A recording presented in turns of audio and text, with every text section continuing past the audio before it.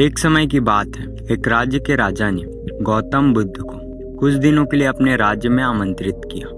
उस राजा के निमंत्रण को बुद्ध ने स्वीकार किया और वो अपने कुछ शिष्यों के साथ उस राज्य में चले गए। बुद्ध से मिलकर उस राजा ने उससे प्रार्थना की कि वो कुछ दिन वहाँ रुककर उसके राज्य के लोगों की समस्याओं का समाधान करे और साथ ही उन्हें धार्मिक मार्ग पर चलने की शिक्षा दे।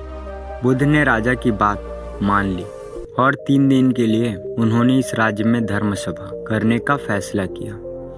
गौतम बुद्ध की आने की खबर पूरे राज्य में फैल गई। धर्म सभा के पहले ही दिन बहुत सारे लोग आए।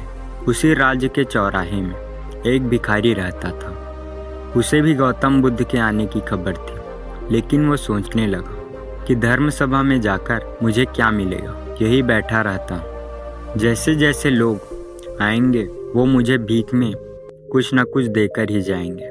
पहले दिन बहुत लोग आए और इस भिखारी की अच्छी खासी कमाई हो गई। अगले दिन फिर वही सिलसिला चला।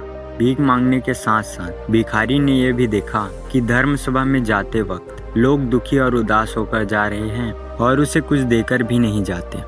लेकिन जब वो बुद्ध से मिलकर वापस आते हैं तो काफ़ी खुश दिखते हैं और खुशी खुशी भीख देकर जाते हैं। यही सोचते सोचते दूसरा दिन निकल गया।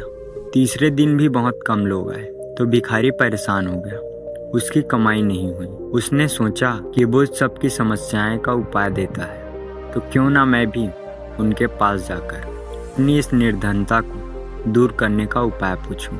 ऐसा सोचकर वो भी धर्म सभा में चला गया, लेकिन वहाँ लंबी लाइन लगी थी। बड़ी मुश्किल से उसका नंबर आया।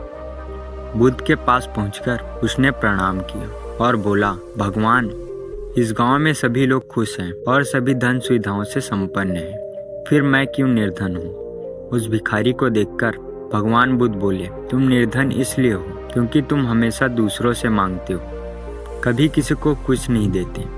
तुम सोचते हो कि लोग तुम्हें भीख में बहुत पैसे दें, लेकिन बदले में तुम किसी को कुछ नहीं देना चाहते। ऐसा सुनकर वो भिखारी बड़ी हैरानी से बोला, भगवान, मैं क्या लोगों को कुछ दूंगा?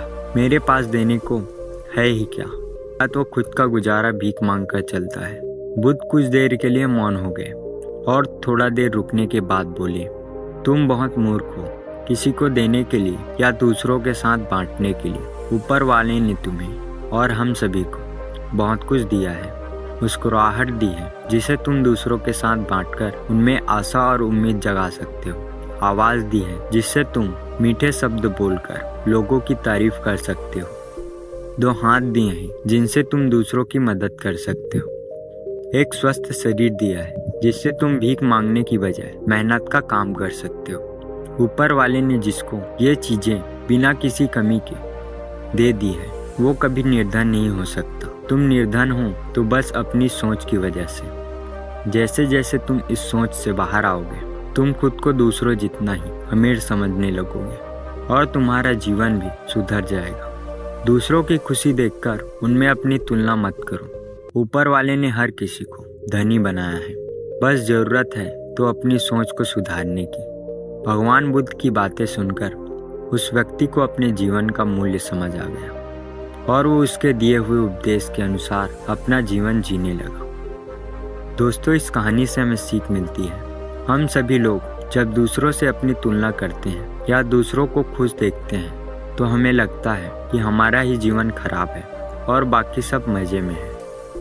हम कभी अपने जीवन की अच्छी चीज़ों पर ध्यान नहीं देते।